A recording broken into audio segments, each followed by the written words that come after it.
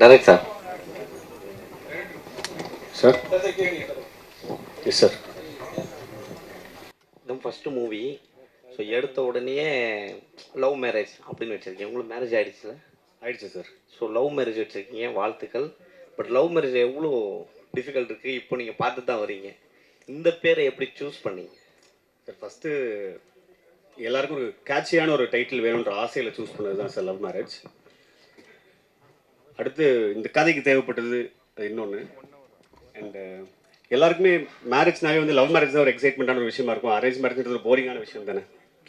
So அதனால் இன்ட்ரெஸ்டிங்காக இருக்கும்ன்ற ட்ரஸ்ட்டில் choose பண்ணுறது தான் எல்லாருக்கும் பிடிக்கும்ன்ற ட்ரஸ்ட்டில் யூஸ் பண்ணலாம். வாழையை நுழையிறதுக்கு ஈஸியாக இருக்கும். தேங்க்யூ. விக்ரமரூப் சார் மை கொடுங்க சார். சார் இந்த படம் வந்து 30 வயசுக்கு மேலே கல்யாணம் ஆகாத இளைஞர்களை பற்றி நிறைய பேசுது அப்படின்னாங்க. சமீப காலமாக 2-3 வருஷத்தில் நிறைய பேர் ஜென்ஸ் வந்து பொண்ணு கிடைக்காம கஷ்டப்படுறாங்க. அப்படியே பொண்ணு கிடைச்சாலும் எல்லா பொண்ணும் ஐடி கேட்குறாங்க, இன்ஜினியரிங்காங்க, டாக்டருங்காங்க, மற்ற கொஞ்சம் கவர்மெண்ட் வேலை. இந்த மற்றவங்களாம் வந்து ரொம்ப பாதிக்கப்படுறாங்க. ஒரு மீடியா வச்சுக்கோங்க, கேமராமேன் வச்சுக்கோங்க, நடிகர் வச்சுக்கோங்க, ஒரு ப்ரைவேட்டில் வேலை பார்க்கவங்கலாம்.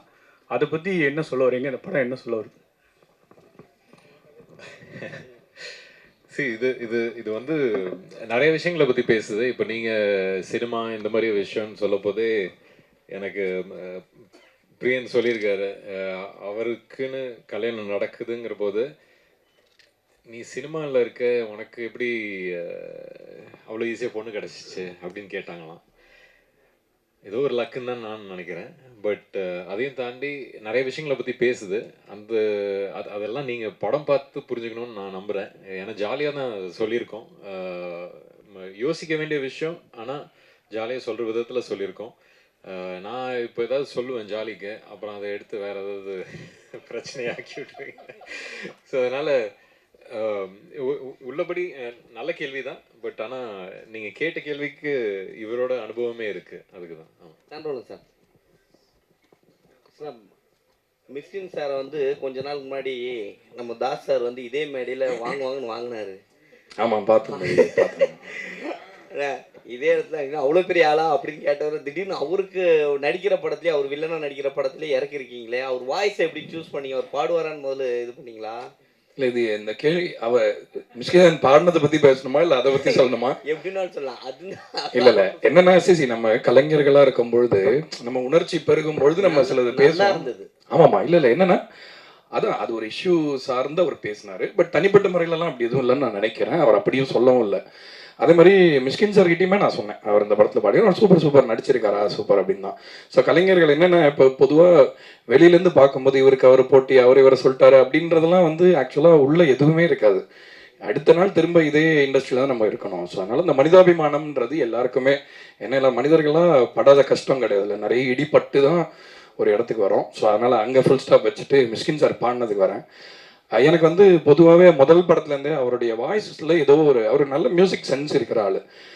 என்னோட குருநாதர் வந்து சஞ்சய் சுப்பிரமணியம் சொல்லி ரொம்ப ஃபேமஸ், தெரியும், சங்கீத கலாநிதி, ரொம்ப பெரிய இசையில் வந்து ரொம்ப வல்லுநர்களுக்கு தான் அந்த விருது கொடுப்பாங்க. ஸோ அவரும் மிஷ்கின் சாரும் ரொம்ப க்ளோஸாக பழகுவாங்க, மியூசிக் பற்றி பேசுவாங்க, லிட்ரேச்சர் பற்றி பேசுவாங்க. நான் பேசும்பொழுதுமே வந்து உங்களுக்கு சொல்லி தெரியணுன்றதுல அவ்வளோ ஒரு ஸ்பஞ்ச் மாதிரி அவர் அப்சர்வ் பண்ணாத விஷயமே கிடையாது. மியூசிக்னு வரும்பொழுது அவர் சிலது எதிர்பார்ப்பார் இல்லையா? ஸோ அந்த தயக்கம் இருந்தது. இந்த பாட்டை அனுப்பும்போது என்னடா சூப் சாங் அனுப்புகிறோமே அப்படின்ற ஒரு சின்ன தயக்கம் இருந்தது. பட் அதை கேட்டுட்டு வந்து அவர் அது மியூசிக்கலாக ரொம்ப அந்த ஸ்ட்ரிங்ஸ்லாம் சூப்பராக இருக்கே, இந்த இடம் கையில் வந்ததெல்லாம் காணாமல் போகுது, இந்த லைனில் வந்து ஒரு சோல் இருக்குது அப்படின்லாம் நோட்டீஸ் பண்ணி சொன்னார். ஸோ அதனால் வந்து அவர் ரொம்ப சிறந்த பாடகர். ஆக்சுவலாக அவர் இன்னும் ரிலீஸ் ஆகாத ஒரு பாட்டு நான் அவர் பாடி ஒரு படத்தில் கேட்டேன், ஒருத்தங்க ப்ளே பண்ணி காமிச்சாங்க, அவ்வளோ அருமையாக இருந்தது. ஸோ அதனால் அவர் மியூசிக்குமே கற்றுக்கிறார், மியூசிக் படிக்க கூட செய்வாருன்றத கூட கேள்விப்பட்டிருக்கேன். ஸோ அதனால் ஒரு மியூசிஷியனாக தான் அவரை பாட கூப்பிட்டேனே தவிர ஒரு விளம்பரத்துக்காகவோ அதுக்காக கூப்பிடல. ஆக்சுவலாக ஒரு சிங்கராக ரொம்ப சிறப்பாக இருக்கும் அவர் பாடினான்றது தான் ஐடியா. தேங்க்யூ. டைரக்டர் சார், இப்போ சார் லவ் மேரேஜ், அரேஞ்ச் மேரேஜுங்கிறது ஒரு சமூகத்தில் சில கட்டுப்பாடுகளுக்குள்ளே அடங்கி திருமணம் செய்கிறது. லவ் மேரேஜுங்கிறது சில கட்டுப்பாடுகளை மீறி திருமணம் செய்கிறது. இப்போ இது லவ் மேரேஜை என்கரேஜ் பண்ணுற மாதிரி நீங்கள் படம் எடுத்துருக்கீங்களா, இல்லை தவறுன்னு சொல்லி படம் எடுக்கிறீங்களா? இல்லை சார், எது ரைட் எது தப்புன்னு சொல்கிறது அளவுக்கு நான் இல்லைல்ல சார், எனக்கு அது ஐடியா இல்லை. நான் ஜாலியாக ஒரு படம் பண்ணுன்ற ஜோனில் தான் எடுத்தது சார். இந்த படத்தில் கருத்தோ டேக் அந்த மாதிரி விஷயங்கள்லாம் எதுவும் இல்லை. நீங்கள் சொல்கிற மாதிரி லவ் மேரேஜை ஆதரிக்கிற மாதிரியோ சரி, அரேஞ்ச் மேரேஜ் எதிர்த்து பேசுகிற மாதிரியோ இல்லை. அது அப்படி இல்லை.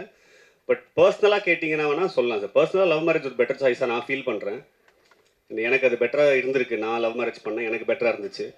எல்லாரும் அதே மாதிரி பண்ணால் நல்லா தான் இருக்கும், சூப்பராக இருக்கும், ஜாலியாக இருக்கலாம் sir. Doctor sir, sir love marriage அதில் லவ்வில் மேலே வந்து ஒரு அண்டர்ஃபீல் கோடு வருது.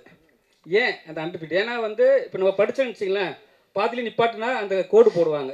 ஏன் அந்த கோடு? ஒருவேளை லவ் மேரேஜ் வந்து சக்ஸஸ்ஃபுல்லாக ஆகலையா? சார் உண்மையை சொல்லணும்னா இதுக்கு ஏதாவது இன்டெலெக்சுவலாக சொல்லணும்னு ஆசையாக இருக்குது சார். சொல்லுங்கள். ஜெனுனாவே டிசைனர் தான் சார் பண்ணார்.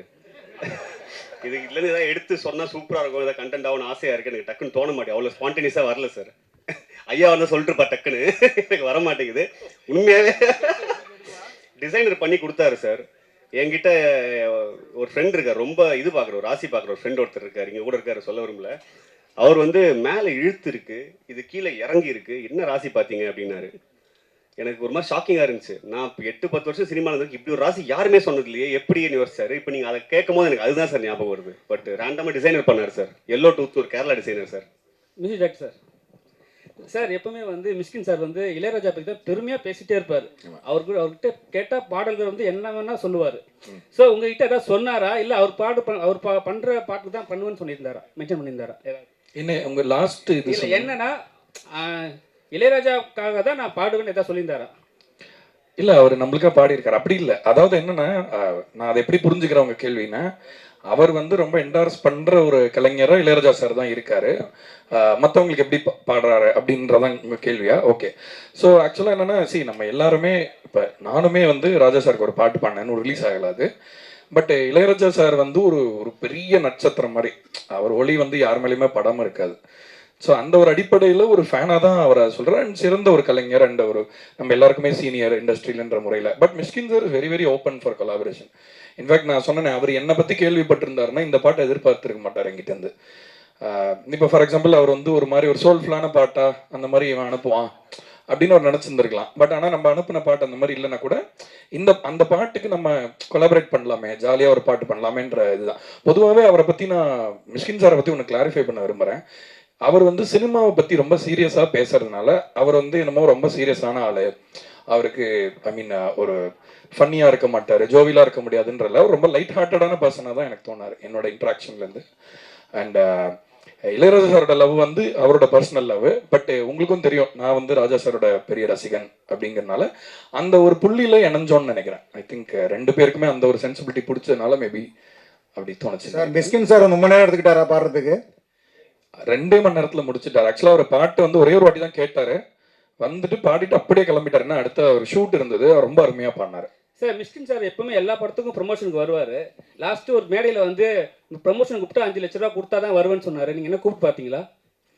இல்லை, எனக்கு அதை பற்றி தனிப்பட்ட கருத்தில் எனக்கு தெரியவும் தெரியாது, தெரிஞ்சாலும் நான் சொல்லக்கூடிய ஆள் இல்லை, எனக்கு அதை பற்றி தெரியல. சார் மைக் சார், நீங்கள் வந்து அரேஞ்ச்மெண்ட் மேரேஜ் நினைக்கிறேன். ஆனால் அன்னை இல்லத்தில் நிறைய காதல் திருமணம், இப்போ கூட காதல் திருமணம் நடந்திருக்கு. உங்களோட தனிப்பட்ட பார்வையில் இப்போ உள்ள ஜென்ரேஷன் வந்து லவ் மேரேஜ் பெஸ்ட்டா அரேஞ்ச்மெண்ட் மேரேஜ்? தனிப்பட்ட முறையில் லவ் இல்லாமல் மேரேஜ் ஒர்க் ஆகாது, அது தெரிஞ்ச ஒரு விஷயம். காலம் மாறிக்கிட்டு இருக்கு, அதுக்கேற்ற மாதிரி படங்களும் மாறிக்கிட்டு இருக்கு. படங்கள் மாறுறதே மக்களுக்காக தான், மக்களும் மாறிட்டாங்கன்னு நம்புகிறேன். ஸோ லவ் தான். ஆக்சுவலி லவ் அண்ட் மேரேஜ் ரெண்டுமே 2 விதமான ஒரு மாதிரி ஒரு அன்கம்ஃபர்டபுள் ஜோனுக்குள்ளே போயிட்டே இருக்குது. அடுத்தடுத்த ஜென்ரேஷன் போக போக லவ்லேயும் கமிட் ஆகிறதுக்கு கொஞ்சம் பயப்படுறாங்க, மேரேஜ் கமிட்மெண்ட்டுக்கும் பயப்பட ஆரம்பிச்சிருக்காங்க. அதுக்கு இந்த படத்தில் ஏதாவது மெசேஜஸ் இருக்கா மேம்? மெசேஜ் நம்ம ஒன்று சொல்ல ட்ரை பண்ணியிருக்கோம். அந்த மெசேஜ் அளவுக்கு நம்ம சீரியஸாக பேசலாம் அந்த விஷயத்தை, அதையுமே ஜாலியாக தான் பேசியிருக்கோன்றதுனால அது மெசேஜாக எடுத்துக்க முடியல. பட் கண்டிப்பாக டேக் அவே இருக்குது மேம். ஆப்வியஸாக அவங்கவுங்க சாய்ஸ் தான். நான் இப்போ என்னோட சாய்ஸ் தான் சார் ஃபஸ்ட் சார் கேட்ட சார் கிட்டே சொன்னேன். லவ் மேரேஜ் இஸ் மை சாய்ஸ்ன்ற ஒரு விஷயம் இருக்குது. அவங்கவுங்க சாய்ஸ்க்கு விட்டுறது பெட்டர். இப்போ வந்து எனக்கு கடவுள் புண்ணியத்தில் லவ் பண்ண ஒருத்தவங்க கிடச்சாங்க, என்ன லவ் பண்ணாங்க திரும்பன்ற போது எனக்கு அது மேரேஜுக்கு போய் நின்றுச்சு. நான் வாய்ப்பு கிடைக்காம சுற்றிட்டு இருந்தால் வந்து நான் லவ் மேரேஜ்னு சொல்லியிருக்க மாட்டேன் சார்ட்ட, அரேஞ்ச் மேரேஜ் தான் பெஸ்ட்டுன்னு இருப்பேன். எங்கள் அப்பா காலில் போய் விழுந்து ஒரு பொண்ணு பார்த்தாங்கன்னு கேட்டிருப்பேன்.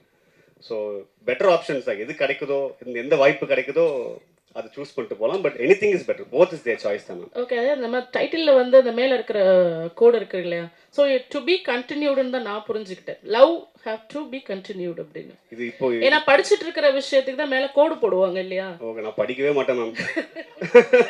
ஸோ லவ் வந்து கண்டினியூ அப்படிங்கிறது தான் எனக்கு அந்த மாதிரி தான் தோணுச்சது. சூப்பர் மேம், எனக்கும் இப்போ அப்படி தோணுது மேம் நீங்கள் சொன்னதுக்கு அப்புறம். நான் தெரிஞ்சுக்கிறேங்க மேம். சாம்பிள் சார், இந்த சாங் பார்த்தீங்கன்னா நிறைய சாங்ஸ் வந்து 90ஸ்க்கு ஏற்ற மாதிரி தான் போடுவீங்க, அந்த லவ் ஃபீல் அந்த மாதிரி தான். நீங்கள் 90ஸா இல்லை 80s? நான் 87 பானு, டெக்னிக்கலி 90s கிட்டு. என்னென்னா மியூசிக்கில் வந்து இப்போ மியூசிக்கோடைய பரிமாணம் மாறி இருக்கிறது உண்மைதான். பட் ஆனால் உணர்ச்சி வந்து பழைய மியூசிக்கில் நிறைய இருக்கிறதா நான் நினைக்கிறேன். ஸோ அந்த ஒரு பிரதிபலிப்பு நம்ம கேட்டு வளர்ந்ததை நம்ம மிஸ் பண்ணிடக்கூடாது யாருன்றதுக்காக அதை நம்ம திரும்ப அதை இது பண்ணுறோம். இன்னொன்று, நம்ம மண்ணிலே இருக்கிற இசையோட ஒரு நீட்சியாக நம்மளும் இருக்கணும்ல. நம்ம இந்த மரத்தில் தான் நம்ம ஒரு சின்ன இலையாக இருக்கும். நம்ம வேறு ஏதோ ஒரு இதை வந்து இம்பை பண்ணிக்கிறதுக்கு முன்னாடி நம்மளுடைய கிரவுண்டிங்கில் ஸ்ட்ராங்காக இருக்கணுன்றனால ரெப்ரசன்டேஷனுக்காக மேக் ஷுர் நம்ம ஒரு கேட்டால் இது எந்த ஒரு மியூசிக் பாருன்னா தமிழ் மியூசிக் அப்படின்னு யாராவது சொல்லணும் உலகத்தில். ஸோ அதுக்காக தான் நான் மேக் ஷுர் அந்த நேட்டிவான விஷயத்தை அலைவாக வச்சுக்கணும்னு நினைக்கிறேன். டைரக்டர் சார், நீங்கள் டாக்டருக்கு இது பண்ணிக்கணும்னு சொன்னாங்க சார். சார், ஒரு பேஷண்ட் வந்தாங்கன்னா குணமாயிட்டா ஒரு ராசியான டாக்டர் அப்படி சொல்லுவாங்க. நீங்கள் ராசியான டைரக்டராக ஆகிறதுக்கான வாய்ப்பு இந்த படத்தில் இருக்கா? கண்டிப்பாக இருக்குன்னு நம்புகிறேன் சார், இருக்கணும்னு ஆசையும் படுறேன். டைரக்டர் சார், அதே கேள்வி டாக்டர் கேள்வி. நீங்கள் டாக்டர் படிப்புலாம் அவ்வளோ முக்கியமானது, ஒவ்வொரு சீட்டுக்கு அவ்வளோ போராடுறாங்க. நீங்கள் டாக்டர் அவ்வளோ படிச்சுட்டு பேஷண்ட் பார்த்து டைரக்டராக இருக்கீங்களே, ஒரு டைரக்ஷன் கோர்ஸ் படித்து அந்த கோர்ஸில் யாராவது பார்த்து ஏதோ ஒரு இது பண்ணி ஒரு எவ்வளோ மக்களை காப்பாற்றிக்கலாம், கன்வின் பண்ணிக்கலாம் அப்படிலாம் டாக்டரா? எவ்வளவோ சொன்னேன் சார், எங்கள் அப்பா கிட்ட தான் இதே தான் சார் சொன்னேன் சின்ன வயசுலேயே. நீங்கள் சொல்கிறதே வேறு டோனில் எனக்கு தெரிஞ்ச விதத்தில் சொல்லி பார்த்தேன் சார். அவர் அக்செப்ட் பண்ணிக்க தயார். எல்லா பேரண்ட்ஸ்க்கும் ஒன்று இருக்கும்ல சார், சினிமாவுக்கு போகிறான் வீட்டிலேருந்து ஒருத்தன்னும் போது ஒரு ஸ்டெப் பேக் ஐயோ பயந்துருவாங்க சார். ஸோ எடுத்த உடனே ஒரு 99% ஃபெயிலியர் ரேட் இருக்குது ஒரு இண்டஸ்ட்ரிக்கு. நீ போகிற நாளை பின்ன சிக்கி சின்னாமனை போய் நடுத்தருக்கு வந்தால் என்ன பண்ணுவேன் அப்படின்ற ஒரு கேள்வி வந்துச்சு. வடிவேலோட அப்பா கொடுப்பாரு சார், பொட்டியை தர உதவுன்னு சொல்லிட்டு. அந்த மாதிரி எங்கள் அப்பா அந்த டாக்டர் டிகிரி கொடுத்தாரு நம்புறேன் சார். ஆனால் ஈஸியாக இருக்கும்னு நினச்சேன் சார். ரொம்ப பெரிய போராட்டம் சார். 5.5 வருஷம் டிகிரி சார், 6.5 வருஷம் படித்தேன் சார். டிபார்லாம் ஆகிட்டேன் சார். ரொம்ப பெரிய போராட்டமாக சார் இருந்துச்சு. விக்ரம் சார், சார் டேரக்டர் ஸ்டேஜில் சொன்னாங்க எனக்கு கதையே சொல்ல தெரியல, சொல்ல தெரியாது சொல்லிட்டு டேரக்டர் உங்கள்கிட்ட சொல்லிட்டேன்னாங்க. சார் அவர் கதை சொல்லும்போது உங்களுக்கு என்ன தோணுச்சு ஸ்கிரிப்ட் எடுத்துன்னு கொடுக்கும்போது? இல்லை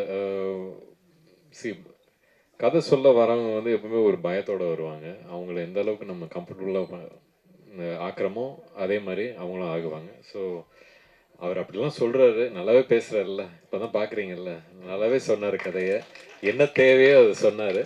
அதை எடுத்து மிச்சதை வந்து எனக்கு நான் ஸ்கிரிப்ட் படிக்க பிடிக்கும். அதனால் அதுக்கப்புறம் ஸ்கிரிப்ட் எடுத்து பார்த்து படித்தேன்.